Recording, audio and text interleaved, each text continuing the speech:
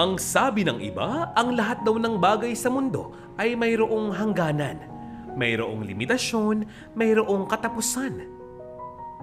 Ang tanong, hanggang kailan mo pagbabayaran ang utang na loob? Hanggang kailan mo ito pagpapaguran? Sabay-sabay po nating tunghayan ang istoryang ito. Magsisimula ang katha sa buhay ng isang babae. Ang pangalan niya ay Leonie, isang nursing graduate. Noon, habang working student pa lamang itong si Leonie ay nabuntis siya ng isang binatang kanyang inibig. Walang sariling disposisyon sa buhay ang taong ito at dahil nga nandun na, napilitan na nga lamang itong si Leonie na pangatawanan ang batang iyon. Panindigan dahil nga ayaw niyang gawin ang maling gawain ng iba. Magpalaglag dahil ito ay pagkitin lang buhay. Isang araw, kinausap nitong si Leonie ang binatang ito. Nais silang pag-usapan ang kanyang sitwasyon. Pasensya na, Leonie. Intindihin mo naman ako. Pangarap kong makapunta ng ibang bansa at ngayon, nais akong ipetisyon ng mga magulang ko papuntang Canada. At magagalit sila kung malalaman nilang nakabuntis ako. Unawain mo naman. Intindihin mo ang sitwasyon ko. Ang sabi ni Robbie. Ano? Anong ibig mong sabihin, Robbie? Canada? Pupunta kang ibang bansa at iiwanan mo ko? Pasensya mo mukha mo. May ganyan ka palang plano, wala ka namang sinasabi sa akin. Dapat hindi mo ko ginalaw. Ang sabi mo sa akin, mahal mo ko pero hindi pala ako kasama sa mga plano mo. Anong gusto mong gawin ko ngayon, ha? Anong gagawin ko? Anong gagawin ko, Robbie? Ang naiiyak na sabi ni Leonie sa binata. Wala namang naisagot ang binata. Hindi pa nga nagtagal, nakagraduate na nga sila sa kanilang mga kurso. Magmula nga noon, hindi na nga nagparamdam o nagpakita pa itong si Robbie kay Leonie. Kahit paanong gawing pagtanggi ni Leonie, hindi na nga niya maililihim pa ang katotohanan. Nahahalata na nga ng kanyang mga magulang na medyo tumataba na nga siya at lumalaki na ang kanyang tiyan. Nagiging mas sensitibo at moody na itong si Leonie. Isang hapon, Leonie, magtapat ka nga sa akin. Shh! Magtapat ka sa akin. Sabihin mo sa akin yung totoo. Halika nga rito. Aminin mo sa akin yung totoo. Magtapat ka, Leonie. Nagdadalang tao ka ba? Ang tanong ng kanyang ina. Kung noon ay palagi siyang nakakatanggi at palagi siyang nakakatakas sa tuwing mapag-uusapan ang bagay na iyon, ngayon, hindi na nga siya makakaurong pa. Kinorner na nga siya ng kanyang sariling ina at muling tinanong, buntis ka ba? Naluluhang tumango na nga lamang itong si Leonie. Sakto naman na itong kanyang ate ay nakatingin sa kanilang pag-uusap. Galit na galit ito. Ano? Hoy! Tumunghay ka! Buntis ka? Sumagot ka, buntis ka ba? Kapal din ang mukha mo eh. Ang kapal ng mukha mo, Leonie. Ang akala ko pa naman, paalis ka pa ng bansa. Ang ganda ng plano natin, di ba? May usapan tayo, Leonie. Kaya nga kita pinagtapos ng pag-aaral dahil umaasa ako na tutulungan mo kami.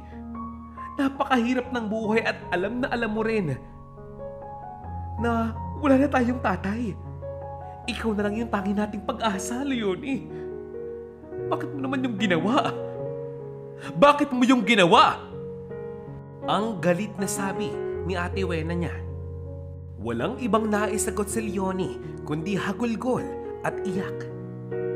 Humihingi ng kapatawaran sa kanyang nagawa. Kalipas pa ang ilang sandali, nagkulong sa kwarto itong si Leonie.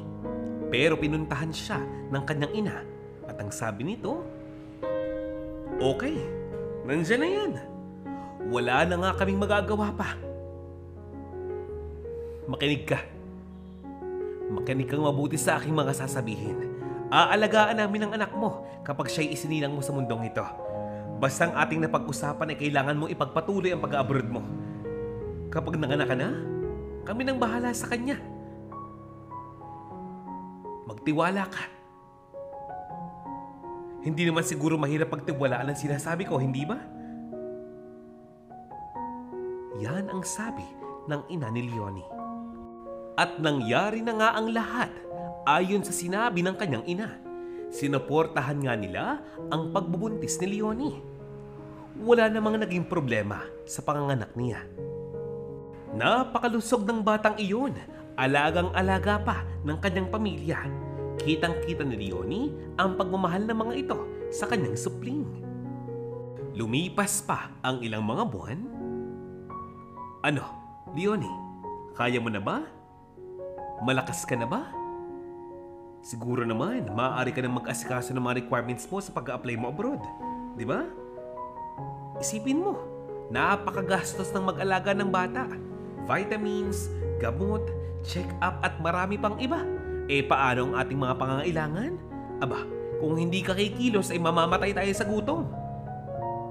Oo nga't may trabaho naman yung kuya mo pero isipin mo, 2 na ang kanyang anak. May mga pangangailangan tayo. May mga pangangailangan kami. Aanhin mo ang mga pinag-aralan mo noong kolehiyo ka pa lamang. Yan ang sabi ng kanyang ina. Sige po, inay. Pipilitin ko pong makagawa ng paraan para makakuha ng requirements para makapag-apply na po ko sa abroad. Nauunawaan ko naman po kayo, nay. Basta, nay, kayo na pong bahala sa anak ko, ha? Ipinagkakatiwala ko po siya sa inyo. Ang sabi ni Leonie. Napag-alaman nga nitong si Leonie na matatagalan pa kung sa Amerika siya mag-a-apply ng trabaho bilang isang nurse. Kaya naman, tinanggap na nga niya ang unang tawag ng agency sa bansang Hong Kong at doon, naging caregiver siya. Kapag nga raw nakaipon na siya ng sapat na pera, saka siya pupunta ng iba pang bansa. Napakaswerte nga nitong si Leonie dahil doon sa bansang Hong Kong, isang mayamang pamilya ang kumukuha ng kanyang serbisyo at ang kanyang aalagaan ay isang matandang babaeng naka-wheelchair na. Napakabigat man ang kanyang dibdib subalit kailangan na nga niyang umalis. Umalis siya ng Pilipinas nang lumuluha dahil nga ito ang kauna-unahang pagkakataong siya ay malalayo sa kanyang kamahal-mahalang supling. Ang batang kanyang iniwan, walang kamalay-malay na matatagalan pa bago sila muling magtagpo. Subalit sa kanyang pagpunta ng ibang bansa, iniwan naman niya ang kanyang ina at mga kapatid na tuwang-tuwa. Napakaraming bilin, napakaraming gustong ipabili. Halos lahat ng iyon ay para lamang sa kanila. Ang palaging sabi sa kanya ng kanyang ina ay dapat daw wag niyang malimutan na maglaan ng sapat na budget upang maipaayos na ang kanilang tahanan. Sa bawat araw na dumadaan, palagi rin niyang ipinapaalala na itong kanyang ate Wena ang nagpaaral sa kanya, kaya naman daw dapat siya rin ang magpaaral sa mga anak nito. Ang kanyang kuya hindi nagpapahuli. Aba, tuwing nangangamusta, palagi rin nagpapaalala na uy, nung nag-aaral ka pa, hindi si Wena ang nagpapabaon sa'yo. Ako ang gumagastos. Ako ang nagbibigay sa'yo ng pera mula mismo sa aking pitaka. Yan palagi ang mensahe ng kanyang pamilya sa kanya. Doon naman sa Hong Kong, 40,000 ang kanyang unang sahod. Nandyan na ang pagod at puyat. Kasama na ang kanyang paninibago. Ibang-iba kasi ang kultura doon sa Hong Kong kumpara sa Pilipinas. Ang isa pa sa naging problema nitong si Leonie ay ilang buwan nga lang ba nakakalipas mula ng siya'y manganak? 3 buwan? 4 na buwan?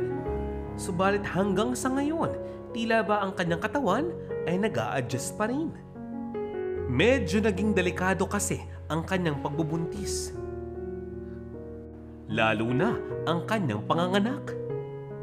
Kaya siguro hanggang sa ngayon, meron pa rin siyang nararamdamang hirap. Bilang isang nurse, alam naman niya ang kanyang dapat gawin. Nandiyan ang vitamins at ang mga gamot na kailangan niyang inumin. Kaya lang kahit anong klase pa ng gamot ang kanyang inumin, hindi basta-basta mawawala sa kanyang isipan at damdamin ang sakit na hindi niya makasama ang kanyang anak, ang kanyang supling. Nagpakabisi na nga lamang, nagpakaabala sa kanyang trabahong ginagawa sa araw-araw at gabi-gabi itong si Leonie upang kahit papaano ay maibsan naman ang kanyang kalungkutan, ang kanyang minsang paghihinagpis. Sa paglipas pa nga ng mga araw at mga buwan, unti-unti na nga siyang nasasanay sa trabahong kanyang ginagawa. Bawat sahod niya, ang kanyang ipinapadala sa kanyang pamilya sa Pilipinas, mahigit 25,000 pesos. Pag nga may okasyon, mahigit 30,000 pesos pa sa bawat buwan. Hinahati-hati niya ito para sa ate niya, para sa kanyang kuya at sa kanyang anak. At syempre, para sa kanyang ina. Buwan-buwan, ganon ang kanilang senaryo. Kung magkano man ang matira sa kanya, yun ang kanyang iipunin. Yun ang perang kanyang gagamitin upang kung gusto pa niya magtrabaho sa ibang bansa, ay magagawa niya. Kaya lang, medyo matatagalan pa. Makalipas pa nga ang halos eksaktong 2 taon, umuuwi ng Pilipinas itong si Leonie upang kahit papaano ay makasama ang anak at makapagpahinga sa trabahong kanyang ginagawa. Tuwang-tuwa naman ang puso ni Leonie dahil ang bata na kanyang isinilang sa mundo, ang batang noon ay kanyang palaging karga-karga, ngayon medyo nakakatakbo na. Isang hapon, tag-usap silang muli ng kanyang ina tungkol sa trabaho. Aba naman anak Leonie, huwag mong sabihin sa akin wala ka pang planong mag-Amerika. Mag-isip ka nga, di hamak na mas malaki ang iyong kikitain doon kaysa naman doon sa Hong Kong ba yun? Lumalaki ng anak mo, medyo lumalaki na rin ang gastusin. Ang sabi naman ni Leonie, Inay, hindi naman po yung ganong kadali. Hindi madali mag-cross country, Nay. Dapat may pocket money po ako. Dapat malaking halaga yun. Napakarami pa pong proseso ang kailangang pagdaanan. Inay, mahigit kalahati po ng sahod ko ang ipinapadala ko po sa inyo. Isipin nyo nga, paano po ako makakaipon agad? Ang mahinahong sabi ni Leonie sa kanyang ina. Ang sabi naman nito, Aba, dumiskarte ka. College ng anak ng kuya mo, mahiya ka naman. At ang ate mo, dumadaing na. Abay kulang daw ang iyong padala. Kulang ang iyong iniaabot. Baka akala mo raw naman sapat na sapat yun. Baka akala mo'y labis na labis pa. Anong gusto mong gawin ko? Tipirin ko ang anak mo? Ha? Mag-isip ka nga. Ang reklamo pa ng kanyang ina sa kanya. Ang tanong, sa sitwasyong ito, sino nga ba talaga ang mayroong pagkakamali? Ito bang si Leonie, na isang caregiver sa Hong Kong, ipinapadala ang mahigit kalahati ng kanyang sahod sa kanyang pamilya sa Pinas? Pero tulad ng sabi ng kanyang ina, ay kulang na kulang daw ito? O baka naman ang kanyang pamilya ang may problema? Ang kanyang pamilyang wala ng ibang ginawa kundi ang umasa sa kanya. Kung ikaw si Leonie, ano ang gagawin mo? Nang makabalik ng Hong Kong itong si Leonie bilang isang caregiver, nagpasya na nga itong pumirma muli ng kontrata. Sa pagkakataong ito, pangmatagalan na. Napakabilis ng paglipas ng panahon. Ngayon, mahigit na ngang 6 na taon na itong si Leonie sa Hong Kong bilang isang caregiver. Nagpalipat-lipat na nga siya ng employer. Pero hanggang sa ngayon, napakaliit pa rin ang kanyang ipon. Huwag nyo nang itanong kung bakit dahil alam kong alam nyo ang totoong dahilan. Sa kanyang patuloy na pagkatrabaho sa Hong Kong ay patuloy na paglaki ng kanyang anak. Ngayon, nag-aaral na nga ito sa isang eskwelahan. Pero itong kanyang ate Wena at ang kanyang kuya, hindi matutong makipagsapalaran. Lahat na yata ng pangangailangan, magmula sa bigas at ulam sa hapunan, mukhang doon pa kukuhanin sa padalang pera nitong si Leonie mula sa kanyang pinagtrabahuan. Isang gabi, itong si Ate Wena niya nangangamusta. Ang sabi nga niya, "Aba naman Leonie, parang napapansin kong medyo nalilate yata ang iyong mga padala. Ano bagang problema? Sabi ko naman kasi sa'yo, mag-Amerika ka na." Yan ang chat sa kanya ng kanyang Ate Wena. "Ate naman, hindi ka pa napapagod. 4 na beses na nating pinag-usapan ang bagay na ito ngayong buwang ito. Paulit-ulit? Hindi ba sabi ko nga sa iyo, kapag ginawa ko yun, liliit ang perang kailangan kong ipadala sa inyo. Napakaraming requirements noon. Kailangan ko ng pera para sa show money. Paano yung requirements ko? Yung mga pangangailangan ko. Tapos pagkakaunti yung padala, magagalit kayo, magkatampo kayo. Tapos kung ano-ano mga sinasabi ninyo tungkol sa akin. Saan ba ako lalagay, ate? Ha? Saan ako lalagay? Sabihin mo." Ang daing na Leonie. Biglang nag-send ng napakaraming voice message itong kanyang ate sa kanya. "Eh di pasensya. Sorry. Ha? Bahala ka na sa buhay mo. Bahala kang gumawa ng paraan. Basta ako, nagawa ko na ang parte ko." Napakabilis mo makalimot. Pinagtapos kita ng pag-aaral mo, hoy!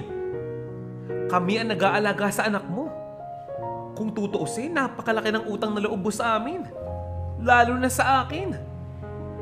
Hoy, para malaman mo, kahit pa kapatid kita, wala nang libre ngayon. Dahil nga sa pagkatalong ito, si Leonie napilitang humanap ng sideline. Siyempre, ano pa nga bang trabaho? Eh di pag-aalaga pa rin ng may sakit, ng mga matanda. Yung pa rin ang kanyang sideline. Yung pakiramdam na day off ka pero pagod ka pa rin, ganun-ganun. Sa paglipas pa nga ng ilang mga buwan, itong si Leonie handa nang mag-cross country. Nakaipon na nga siya ng sapat na pera. At isang kaibigan ang kanyang nakasama. Agad silang lumipad patungo ng Amerika. At nang malaman ito ng kanyang pamilya, aba, nagbunyi. Akala mo baga, Pasko o piyesta? Ilang buwan pa nga ang lumipas bago mas naging maayos ang takbo ng kanyang buhay sa Amerika. Ibang-iba nung sa Hong Kong pa siya nagtatrabaho. Dahil sa lugar na iyon, literal na halos lahat ng bagay doon kailangang bayaran. Kasabay ng paglipas sa mga buwan at mga taon, patuloy sa paglaki ang kanyang anak. Halos araw-araw, sila ang magkausap. Kaya kahit papaano, hindi nalulungkot ang kanyang anak na ito kahit hindi siya nakakauwi tuwing Pasko. Hindi man niya ito mayakap, at least ang mahalaga, alam niyang nasa maayos na kalagayan ang kanyang anak. Eh di ba nga, bilang isang magulang, yun lamang ang mahalaga? Abay hahangaan mo talaga itong si Leonie. Kahit nagaano pa karami ang kanyang ginagawa sa Amerika, kahit pagod na, kahit puyat pa, never niyang pinabayaan ang kanyang pagiging ina. Alam kasi ni Leonie na hindi sapat na dahilan o patunay ng pagmamahal mo bilang isang magulang ang padala mong regalo o halaga ng pera. Hindi luho ang magpapakita ng iyong pagiging ina. Sa matagal na panahong siya'y nagtatrabaho, naipagawa na nga ang kanilang bahay. Hindi hamak na mas malaki, mas malawak at mas mataas na ito ngayon kumpara noon. Tapos na sa pag-aaral ang kanyang mga pamangkin. Kaya nga lang, itong kanyang mga kapatid, si Ate Wena at ang kanyang kuya, wala pa rin pinagbago, sa kanya pa rin umaasa. Itong si Ate Wena nga niya, nag-resign na pala matagal na sa kanyang trabaho. Ang kanya namang kuya, walang tagalan. Inaaway at sinasagot, maging ang kanyang amo. Palibhasa nga, ang mga kapatid ni Leonie ay asa na sa kanya, ang mga anak nila, tila ba walang respeto sa kanila. Kaya ayun, kahit nakapagtapos ng pag-aaral, tila walang balak sumuporta. Nang dahil nga dyan ay palagi nang mainit ang ulo ni Ate Wena niya at ng kanyang kuya. Minsan, sila pang dalawa ang nag-aaway, nagsisigawan, lalong-lalo na kapag dumarating ang kanyang padala. Kulang daw, hindi raw ito sapat. Nasaan ka mo? Nasaan ka mo ang kanyang magaling na ina? Nasa kwarto lang, pa-chill-chill lang. Buhay doon niya, ika nga. At dahil nga medyo matured na nga mag-isip ang kanyang anak, ang anak ni Leonie na ang nagkukwento sa kanya, ang nag-a-update sa kanya ng mga ganap sa kanilang tahanan. Ang mag-inang ito, sa pagtagal ng panahon, patibay ng patibay ang kanilang samahan. Partida, hindi pa yan nagkakayakapan, hindi pa muling nakikita. Itong si Leonie dahil tuwang-tuwa sa mga nakakamit ng kanyang anak, nagpapadala ng perang sadyang para lamang sa kanya. Kailangan daw na ipunin niya ito sa bangko at kung dumating man ang panahon ng pangailangan, meron siyang makukuha. Ang palagi pa nga niyang paalala kay Christine na kanyang anak ay dapat mag-aral itong mabuti, huwag pababayaan ang kanyang edukasyon, lalong-lalo na ang kanyang kalusugan. Ang isang bagay pa na palagi niyang inuulit-ulit, iiwasan ang masasamang kaibigan. Itong si Christine, bagamat lumaki nga siya na malayo sa kanyang ina, kahit na kailan, hindi nagtanim ng galit o pagkatampo rito dahil nga nauunawaan niya na tanging ang kanyang ina ang gumagawa ng paraan upang maitaguyod ang pamilya. Kaya nga lang, meron siyang isang bagay na hindi kayang aminin sa kanyang ina. Na sa lahat ng pagkakataon na ang kanyang lola, ang kanyang tito at tita ay masama ang loob dahil tila kulang daw ang padalang pera, siya ang tumatanggap ng masasakit na salita. Aba isipin nyo, sa kanya mismong pagmumukha, sinasabing napaka-ignorante raw ng kanyang ina. Walang kwenta. Bakit kamo? Kulang ng 1,000 ang kanyang padala. Kung bakit baga nga naman, lahat na lamang sa kanya iniasa. Pero itong si Christine, tila ba nagbana nga sa kanyang ina. Siya yung tipo ng babaeng tahimik lang. Makikinig lang. Hindi gagawa ng gulo, ni hindi mananagot. Hindi siya para bastusin ang mga taong nasa harapan niya dahil yan ang turo ng kanyang ina. Pero alam mo, kung makikita mo lamang ang kanilang tahanan, iisipin mong sa kanyang tito at tita ang tahanan ngayon. Lahat ng kasangkapan, mga appliances, nandyan. At kung makikita mo ang mga galawan, aba, akala mo sila ang nagkatrabaho. Akala mo sila ang namuhunan. Tama ang inyong narinig. Kung ngayon, mas malaki na ang kanilang tahanan, wala nang dahilan para hindi doon tumira ang pamilya ni Wena at ng kuya ni Leonie. Hanggang sa malaman nga ni Christine na hindi niya makausap ang kanyang ina dahil meron itong iniindang karamdaman. Labis siyang nag-aalala. Kaya agad siyang nag-send ng chat dito. Ang sabi niya, Ma, kamusta po kayo? Kamusta na po ang kalagayan niyo? Naka-duty po ba kayo ngayon? Sabi ko naman sa inyo, di ba? Iisa ang katawan niyo. Huwag niyong pabayaan ang inyong sarili, Ma. Hindi naman po sa nangingialam ako sa inyo pero bakit po kasi hinayaan niyo maging tamad sila at umasa na lamang sa inyo? Ma, kahit pa sabihing merong tindahan sa harap ng bahay na ito, halos lahat sila wala namang trabaho. Ang mga pinsang ko nakatambay lamang dito. Si tito at si tita, ayun, nanonood lamang ng sine. Ang lakas pa ng loob magdala ng bisita. Anong oras na? Nagiinuman pa. Ang ingay-ingay. Buti si Lola. Nasa kwarto lang. Ang palaging sabi sa akin ay, pabayaan mo sila. Pabayaan mo sila. Ma, maawa naman po kayo sa inyong sarili. Takot po ko para sa kalagayan nyo. Malayo kayo sa akin. Ma. Yan ang mensaheng iniwan nitong si Christine sa kanyang ina. Pero itong si Leonie, nabasa naman niya ang mensahe ng kanyang anak subalit wala siyang reply dito dahil mismong siya gulong-gulo. Napakabilis lamang ng mga pangyayari. Itong si Christine, makalipas lamang ang ilang taon, nakapagtapos na ng kolehiyo. At dahil nga wala ng problema, kinausap ni Leonie ang kanyang ina at mga kapatid at sinabing hindi na nga raw siya magpapadala ng pera muli. Hindi na muli kahit kailan. Dahil siya mismo ay nangangailangan din. Kailangan niya ng sapat na pera para sa kanyang pagtanda. Alam mo ba, biglang nagalit ng kanyang ina, lalo na ang kanyang dalawang kapatid. Nadamay pa sa galit na iyon itong si Christine. Nalaman kasi nga nila na itong si Christine ang nagsusumbong sa kanyang ina. Isang hapon, galing sa labas si Christine. Galing siya sa labas dahil bumili siya ng bagong sapatos. Isang dahilan pa, nagtungo siya sa isang bangko upang gumawa ng panibagong savings account. Kaya lang, naabutan siya ng kanyang tito. May inom ito at pinagsabihan siya. Tagay pa pare. Ba? Saan ka nang galing? Hoy! Saan ka nang galing? Tinakausap kita. Bastos na batang to. Ano ka mo? Anong dala mo? Pagkain ba yan? Pahingi nga ako. Ano? Sapatos? Ang mga kabataan talaga ngayon, ang luluho ninyo. Konting kibot, bago.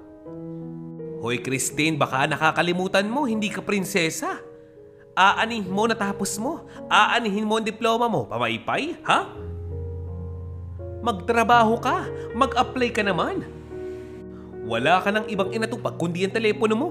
Lintik na telepono yung babasagin ko yun sa iyo. Pinipigil naman itong kanyang tito ng kanyang kainuman. Pero itong kanyang tito ayaw magpaawat. Bitawan mo ako pare. Ito kasing batang to eh. Wala na nga siyang ginagawang maghapon. Asa na lamang siya sa kanyang ina. Magmula nung bata siya hanggang sa ngayon. Walang kahihiyan.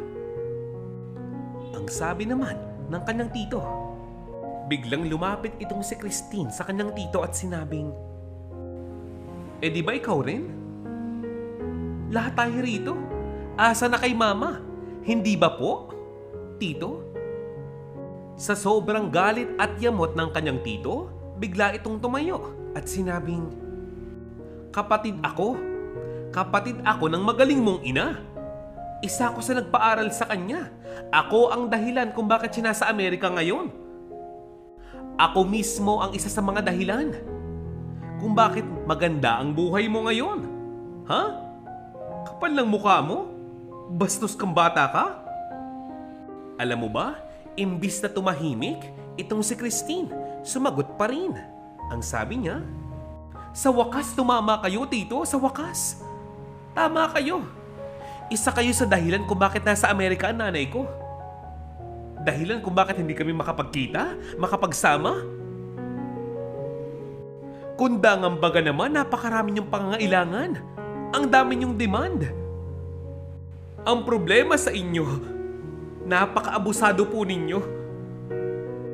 Kulang pa ba? Kulang pa ba, tito? Ang nagawa ng aking ina para sa inyo? Kulang pa ba? Siya ang nagpatapos sa pag-aaral ng mga anak ninyo. Nagbigay ng magandang tahanan sa inyo.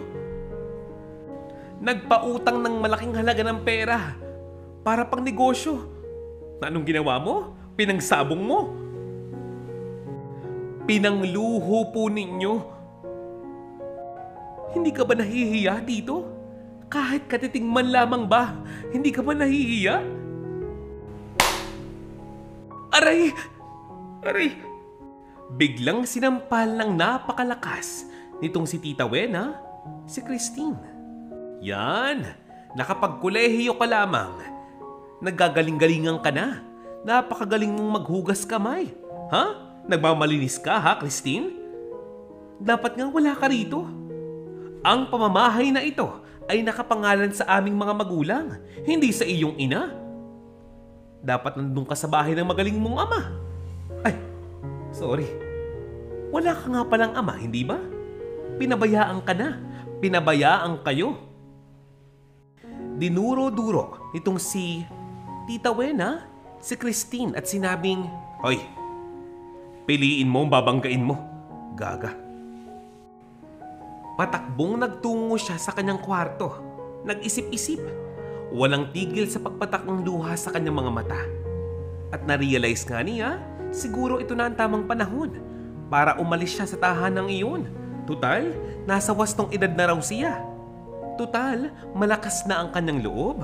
Siguro naman, kakayanin niya. Hindi na nga siya nagpaalam pa sa kanyang tiyo at tiya. Nagtungo na lamang siya sa kwarto ng kanyang lola upang doon magsabing siya'y aalis na. Pero alam mo ba, imbis na siya'y pigilan, tila ba itinutulak pang palayo ng kanyang lola. Isa pa itong walang pakialam sa kanya. At dahil nga napakarami niyang gamit, medyo busy talaga itong si Christine. Kaya itong si Christine, walang kaalam-alam na siya pala ay sinisiraan na ng kanyang lola sa kanyang ina.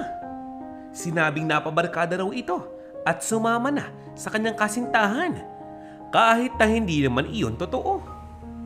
Dinagdagan pa itong si Wena at ng kanyang kuya. Napakabastos daw ng batang ito. Sinasagot-sagot sila. Dahil lamang daw hindi sila boto sa boyfriend nitong si Christine, kaya naman sinigaw-sigawan sila. Kaya ngayon, ayun, naglayas na. Aminin natin, tayong mga magulang minsan nagiging overacting. O lalong-lalo na dahil mahal na mahal natin ang ating mga anak. Nandyan na ang pagod, ang puyat, ang mga iniinda sa katawan, kaya minsan nakakapagsalita na nga tayo nang hindi natin talaga naisabihin.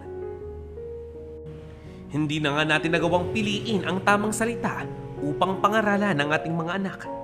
At dahil nga itong si Christine ay napakaabala sa dami ng gamit na kailangan niyang dalhin sa kanyang lilipatang bahay, lobat pa ang kanyang telepono, hindi na nga niya napansin ang tawag ng kanyang magulang na si Leonie. Kaya itong si Leonie naniwala sa mga sinasabi ng kanyang mga kapatid at ng kanyang ina.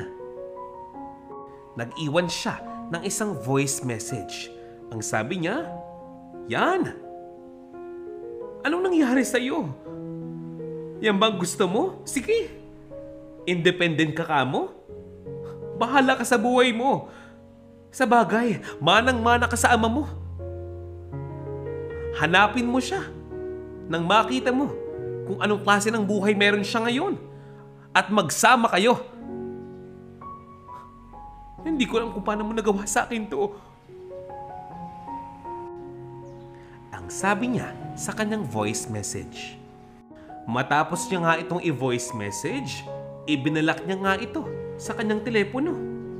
Kaya naman pala, masamang-masama ang loob ni Christine ngayon sa kanyang ina dahil hindi man lamang siya pinagpaliwanag. Hindi man lamang niya nasabi ang buong katotohanan na sinisiraan lamang siya ng kanyang lola, tito at tita. Kaya naman, ayaw man niya itong gawin, pinilit niyang hanapin, kamustahin ang kanyang ama. Gamit ang social media, natuntun niya ito. Itong si Robbie o si Roberto, medyo mas matured nang mag-isip kumpara noon. Sa tagal ba naman ng panahon? Napaluha naman sa sobrang saya itong si Roberto nang malaman niyang itong babaeng kanyang kausap sa video call pala ay ang kanyang anak na si Christine, anak niya kay Leonie. Napag-alaman nga ni Christine na ito palang kanyang ama ay nasa Canada. May anak na nag-iisa lamang at pamilyado na. Napag-alaman din ni Christine na ilang taon na pala ang lumilipas nang hanapin din siya ng kanyang ama. At nung siya'y matagpuan, hindi naman siya nagawang kausapin o makilala man lamang ng maayos dahil pinagbantaan daw ang kanyang buhay. Nino ka mo? Di ng kuya ni Leonie. Palibhasa'y takot ang mga ito na mabuo ang pamilya ni Leonie dahil baka umuwi ito ng Pilipinas, baka hindi na sila padalhan ng pera. Sa lalong madaling panahon, pinitisyon agad itong si Christine ng kanyang ama patungong Canada At doon, namalagi ito at ipinagpatuloy ang kanyang trabaho. Sa pagdaan nga ng panahon, kahit na kailan, hindi siniraan itong si Roberto, si Leonie sa kanilang anak. Bagkus ang kanyang paalala ay huwag magtatanim ng galit sa kanyang ina, itong si Christine. Samantalang itong si Leonie, nababagabag. Hanggang ngayon, hindi niya alam kung ano bang kanyang nararamdaman. Takot siya sa kalagayan ngayon ng kanyang anak, subalit ang iniisip nga niya ay matigas na ang ulo nito. Susuyuin ba niya? Hahanapin ba niya? Kamusta na kaya ito? Kumakain kaya siya? Tunay nga namang walang magulang na kayang magtiis sa kanilang anak. Sa kasamaang palad, itong si Leonie ay naaksidente. Nabangga ang kanyang sasakyang ginagamit patungo ng trabaho. Gabi noon, malakas ang ihip ng hangin. Napakalamig nang dahil sa nyebe. Aba naman, nang malaman naman ng kanyang pamilya ang nangyari sa kanyang disgrasya, imbis na mag-alala at mangamusta, pinagalitan pa siya. Masyado raw siyang pabaya. Tinawagan niya agad ang kanyang ina at sinabing, Ma, naaksidente ako. Naiintindihan mo ba ang kalagayan ko? Uuwi na ako sa Pinas. Hirap na ako magtrabaho. Anong gagawin ko rito? Hindi, uuwi ako. Siguro naman, Nay, may ipon ka na. Ano? Ang sabi ko, siguro naman sa puntong ito may ipon na kayo, hindi ba? 50 mil ang pinapadala ko sa inyo buwan-buwan. Solo ka naman sa bahay. Diba? Bukod naman yung padala ko kay ate tsaka kay kuya. Yan ang sabi ni Leonie sa kanyang ina. Subalit ang tugon nito? Anong pinagsasabi mo? Wala akong ipon, Leonie. Alam mo, bahala nga kayo magkakapatid. Bahala kayo sa mga buhay ninyo. Nagasgasang kalaang ng kaunti, uuwi ka na? Sige, umuwi ka. Pag nakarating ka dito, makita mo ang buhay dito.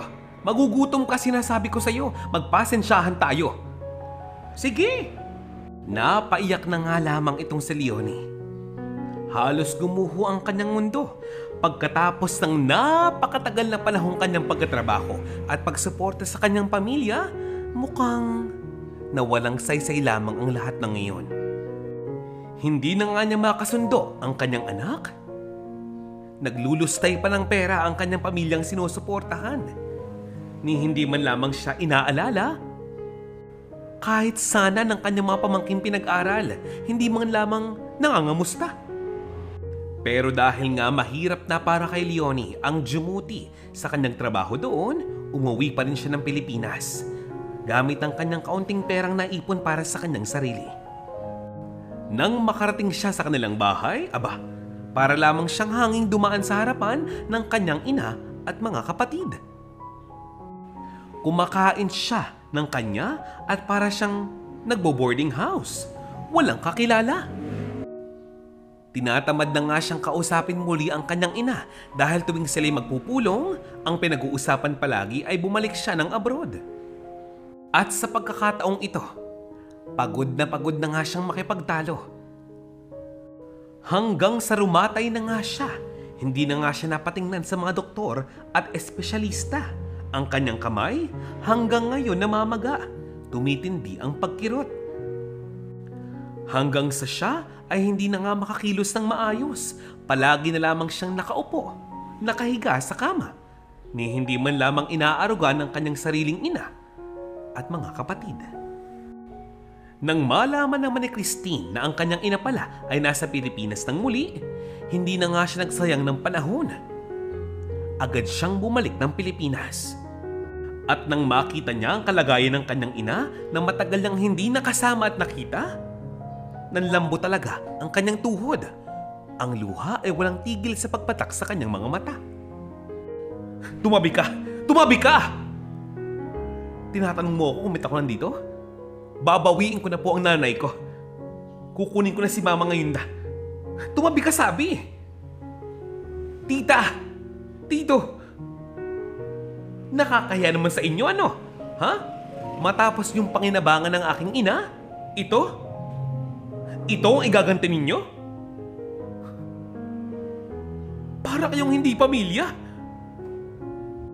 Hinihigit naman siya ng kanyang tito. Sinasabunutan pa siya ng kanyang tita.